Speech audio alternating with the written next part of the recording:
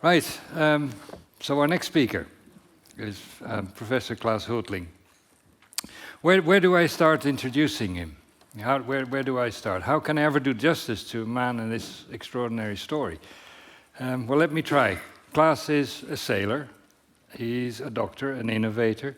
He's a creative, outside-the-box thinker with a relentless mission advocating the rights of disabled individuals to live a full life.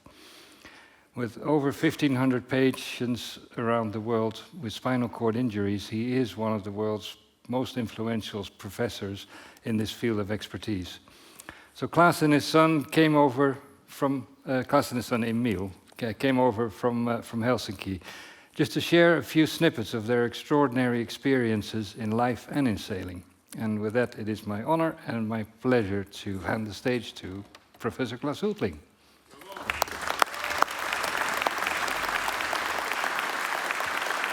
All right.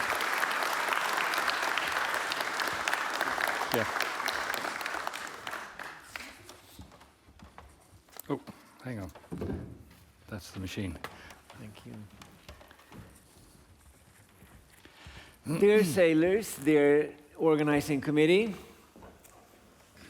thank you very much for inviting me to this extraordinary event happening in Helsinki. I'm honored and pleased to be here. What I will do is I will share 25 minutes with you to expose you for some of my experience I've had throughout my life that took a change in 1984 when I broke my neck. And I will start going through some of my professional tasks and commitments, and I will come into more sailing business a little bit later on. Disabilities, impairment, lame has been in every country, in every continent for thousands of years. And one thing that all people living with some kind of disability shares is that you're partially part of this society. In Sweden we have 10 million people and 20% live with some kind of disability.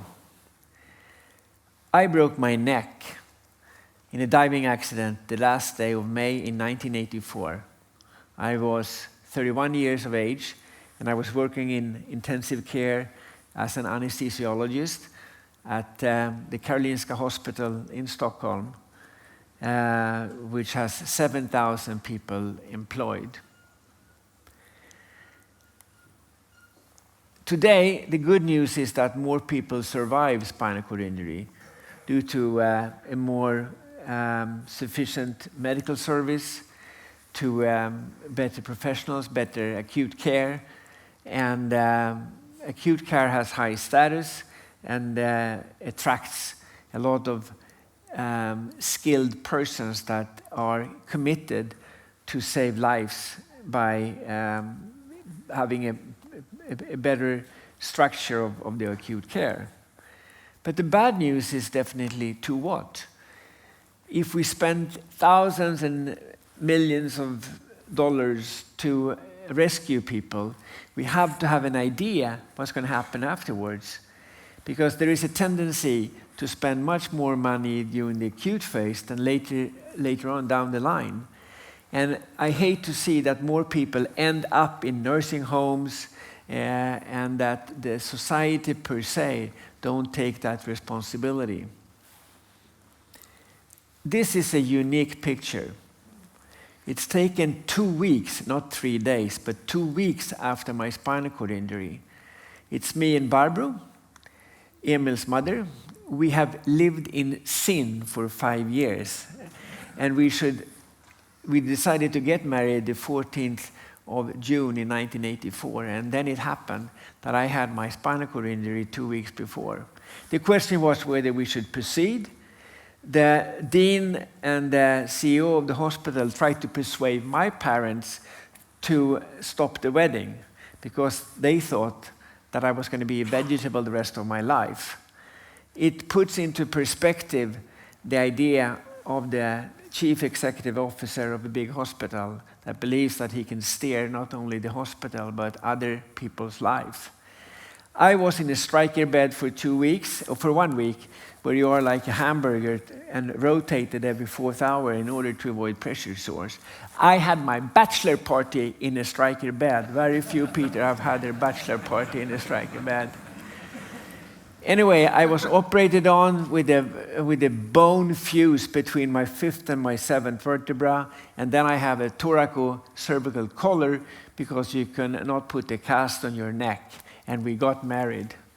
And this is Barbro, who passed away in August last year after 45 years of marriage, and this is on off deck on the old Varg that we owned from 1977 to 1984. Anyway, I had to spend the summer as an inpatient in the hospital. And I was a pretty tricky patient because, of course, I was a patient in the same hospital I was a doctor. And I could push borders, that was my idea. And the interesting thing was that after 3 weeks, midsummer, and as you know, in Finland and Sweden, midsummer is a big festivitas, and I didn't want to spend midsummer in the hospital. So I told the ward that I was leaving for midsummer, and they said, I'm not sure that you get permission to leave. And I said, since I'm not here due to psychiatric reasons, you cannot keep me in the hospital against my will. So, with the help of my friends in the police corps and the rescue helicopters, they flew me out to Landsort on Midsummer Eve on 1984. And that was the first time when I realized that this was not a dream, because with the smell of the sea and the wind in my face, and my father is there in the blue t-shirt, I realized that this was real, and I started to cry, and I really felt that all this frustration came up within me, and I was so frustrated, and I felt so sad. I was exercising my grief, which is something which is so important, and people often forget to exercise their grief. We're bad in that, both in Finland and in Sweden. We think that we have to just use our forehead and not exercise our grief. We have to practice more philosophy in order to be more humble vis-a-vis the fact that something like this happened. Landsort is situated at the far south part of the Stockholm archipelago. So south of Landsort is Poland. And it's also the oldest lighthouse in Sweden. Direction is everything. Speed is trivial in this case. You have to have a goal idea. You have to have a roadmap when you break your neck and if you want to succeed in embarking onto life. I tried to get back into work after that summer. And all of a sudden it became important with all the attributes. The white gown, the pager, the scrub clothes, because I wanted to be part of something. Everyone wants to be part of something. That's the key element in the entire rehabilitation process, not to be left outside. And for me, it was important to stress the fact that I was still somebody within the doctor's team at the Karolinska. And I was then fulfilled by a mission that I should do something. And I localized the largest spinal cord injury center in the world on the southern hemisphere, Royal Perth Rehabilitation Hospital. And the catchment area for the hospital in Perth is the size of Europe. So, I mean, it's from Darwin in north all the way. And they had 350 new cases a year. And they had a great neuropathology, where every Thursday morning we went through all the cases that died. We could check the spinal column, the spinal cord. This is me in 1986 with my colleague Richard Levy. And one thing that might interest you is that this stay in Perth and Fremantle happened to coincide with America's Cup down in Fremantle. So we brought two, at that time called Mini 12s, later on being converted to 2.4. It's a meter boat. And I've sailed the meter boats since a couple of weeks after my spinal cord injury. And this is in Royal Perth Yacht Club on the Swan River. It's me racing the Commodore of the Royal Perth Yacht Club. I came back and I started Spinalis, which is a unit for spinal cord injury patients, an outpatient unit, and also we have inpatients. And today it looks like this. We have 56 beds. We have the largest outpatient unit for spinal cord injury patients in Northern Europe. We serve 1,536 patients on a sort of a daily, lifelong care. And it's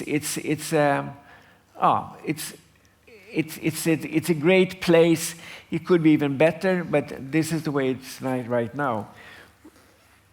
This is one of the books I've written. This is the Spinalis Handbook, and it's translated into the Ukraine language. I met with Elena Zelenskaya to the left here. I met with her when she was visiting Sweden, and I gave her the English version, and she wanted a translation into the Ukraine language. So we did that and printed 2,000, and this is in Kiev in October when she invited me to come to Kiev for a book release.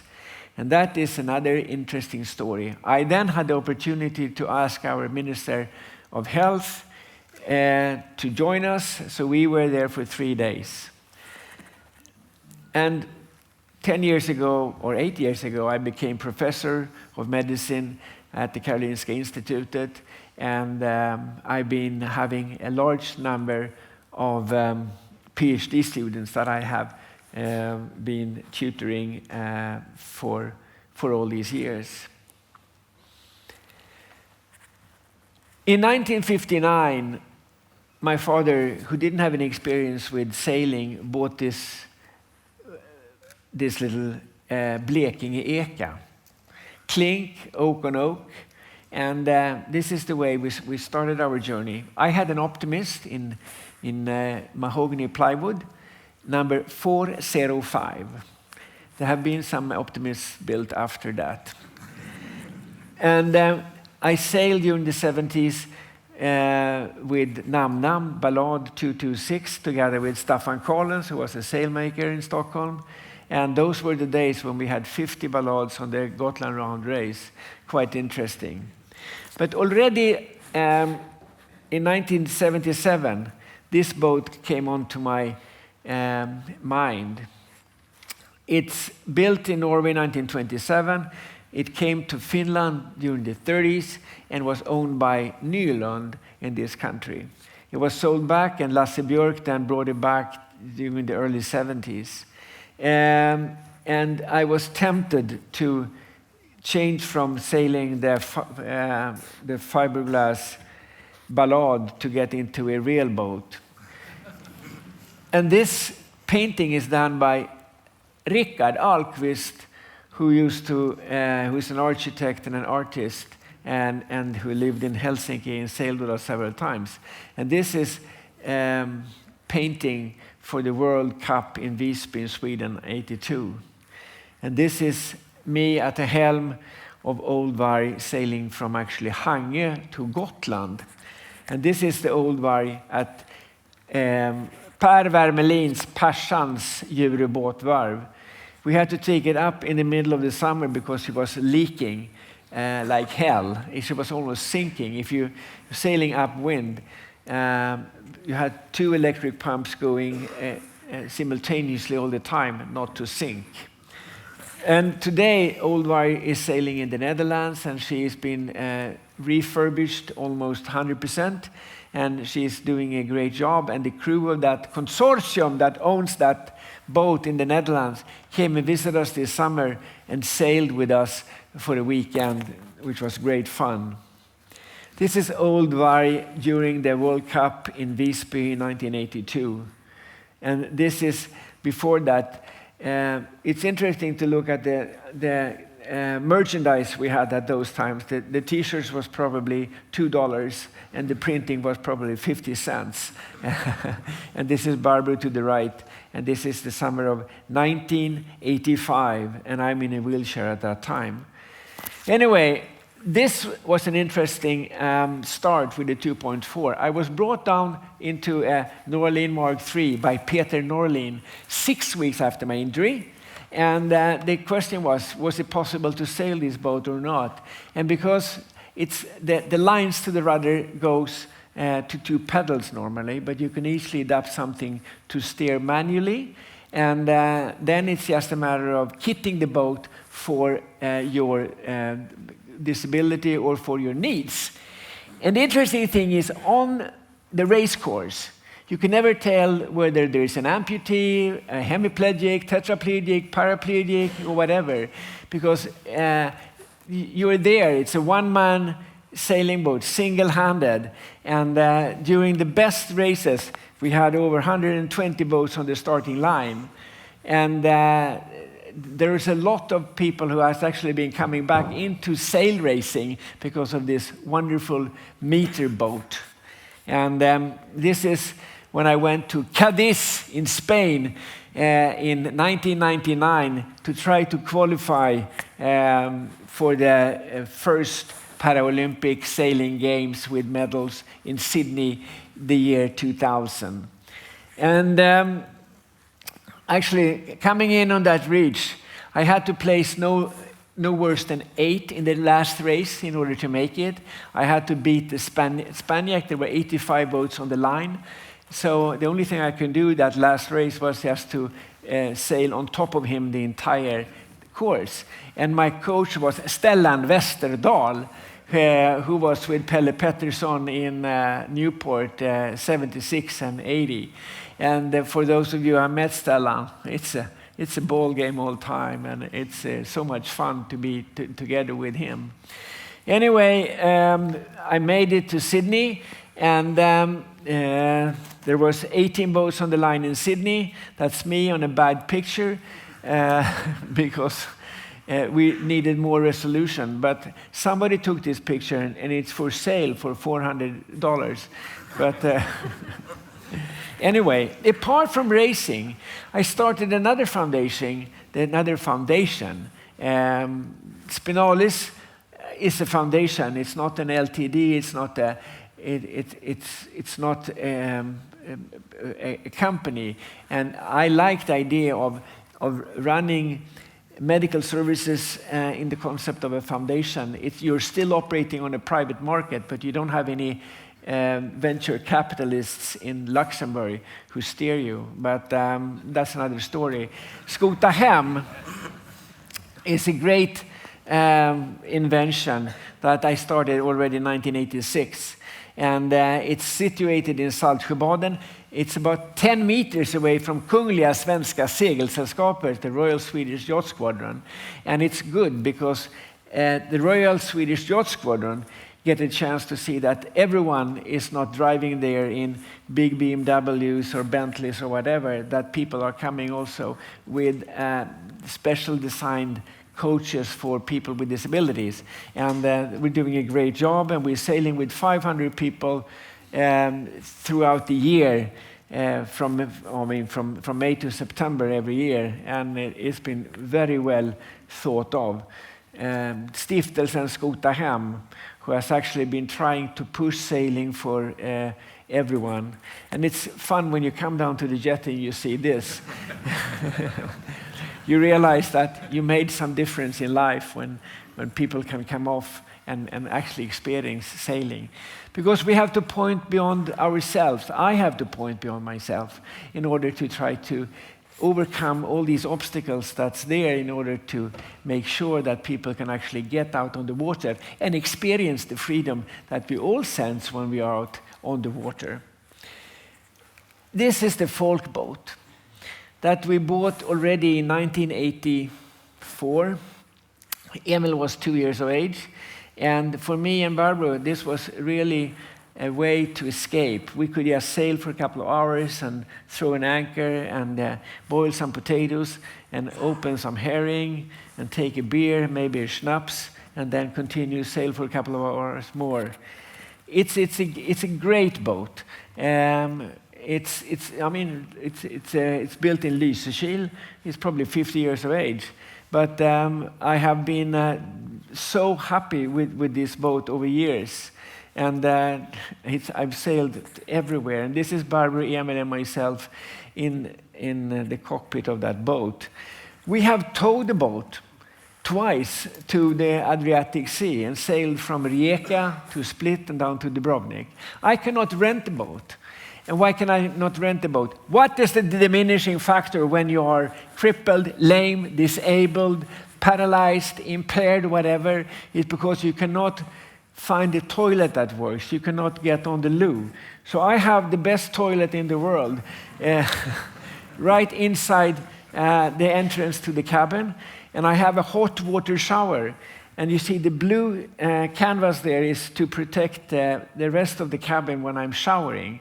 But the interesting thing is that this is thinking out of the box. How the hell do you get around also when you're sailing in the archipelago if there is not a toilet? Everyone is so obsessed about the fact that they cannot get on the toilet. And of course, if you don't, it's like the saying is, a good shit is like half a fuck. And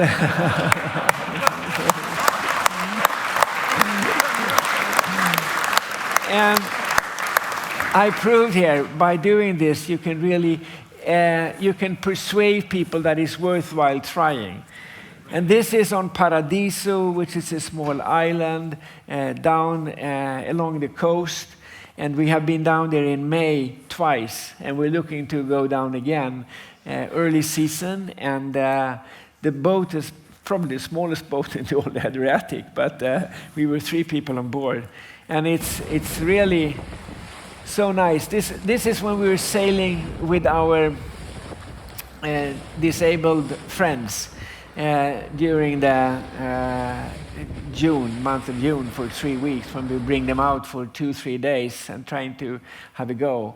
And it's amazing. It's amazing to sail an 8-meter, but it's also amazing to sail a folk boat. And it's even more amazing to sail this. This is Lord Nelson, which is a British trust. And we have sailed this boat, Barbara and myself, a couple of times. And she got the free ride because she became the medical officer on board, but I had to pay. And we have some pictures when she's entering the rig. And Emil almost didn't believe that it was true, that it was Photoshop, because she was standing up there and getting the sails together. But it's interesting when you can actually get out on the bowsprit on this boat. I sailed in the Caribbean. We once went to Jersey and sailed up the Solent up to Cowes, and then around Bishop Rock and up to Irish Sea, and we were on board for two weeks. So it's a matter of experience various ways of sailing, and this is behind the helm of Swedish Match together with Roger Nilsson. Roger Nilsson is a board member of one of my foundations, and he has circumnavigated the globe 8 times in Whitbreads and Volvo Ocean Race, and also lately with the French gang with the Orange Bowl. Was it the catamaran that they did like 5-10 years ago? And I hate multi-hulls. But I've still sailed on Impossible Dreams from Miami to New York. It took a week. And I thought I had to try to sail a multi-hull. And of course, it's comfortable, and you can do a lot of other things when you're on board. But for me, it doesn't have the same feeling, the same ambiance as sailing a single hull. But we sailed it with Emil and Barbara for a couple of times from Miami down to Key West.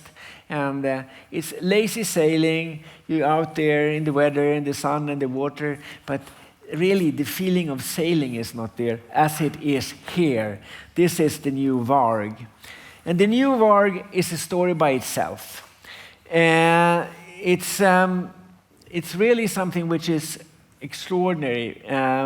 When Craig Karlström found this wreck that was on the bottom of Sydney Harbour and managed to get it over to Cygnet, which is 1 hour south of Hobart on Tasmania. And the Wilson brothers did an excellent job. It took them 6.5 years. and it's a superb piece of 8 meter. John visited in November, and he crawled around in the boat for about an hour and a half, and at least, yeah. And it turned out to be a super yacht. And Andrew Denman did the mast with wood from Alaska, from John's factory up there. And the boat was then launched in 2014. And then, through a lot of channels, Bengt Vanselius, the photographer, went down there, sailed the boat in Tasmania, and after 2 years of negotiation, she was on the road on its way to Sweden. And here's Emil putting in the Swedish flag instead of the Australian flag. And we are so happy that she is now a part of our fleet. And of course, one person was David Vieira, who did all the drawings, and it makes it so funny. He made all the gears, all the blocks, and all these things. And this Johan Ankerberg, constructed 1924, has been giving us so much joy over this. How do I get into the boat? With the spinnaker pole and horn for that. It's me in the yellow, and here Varg and Våga, the folk boats, are on the same jetty. And this is sailing from Gotland to Sweden last year. This is where you want to achieve. We have this idea of bringing out people with disabilities out in the archipelago. So we gather 4 sailboats and my motorboat, who has a toilet in it, so everyone can reach a toilet if the boat doesn't have it. And we bring out 30 people in wheelchairs now every June for a 3-night, 4-day session.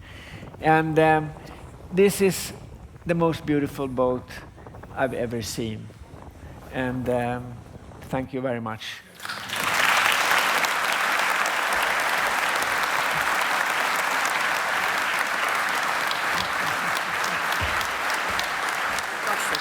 Very inspiring. Thank you very much. Thank you.